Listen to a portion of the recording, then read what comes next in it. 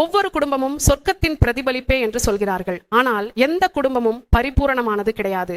பயப்பட வேண்டாம். ஐயோ, நம்ம குடும்பத்தில் இந்த அளவு பரிபூரணத்துவம் இல்லையே என்று கவலைப்பட வேண்டாம். எந்த குடும்பமும் முழுமையாக பரிபூரணமானதாக இருக்க முடியாது.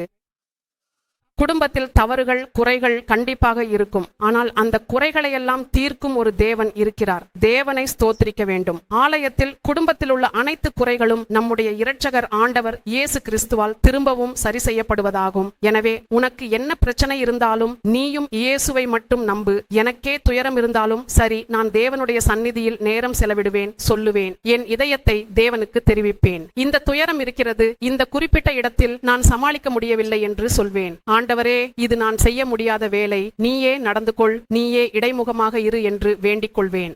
அதேபோல் நீயும் இடைமுகமாக இருக்க வேண்டும்.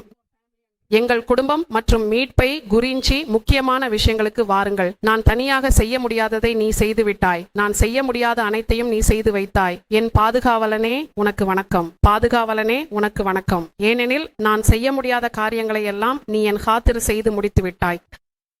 எது நல்லது என்பதை அறிந்து நீ பிரார்த்தனை செய்து உன் குடும்பத்தை நன்றாக ஒன்றாக வைத்திருக்க வேண்டும்.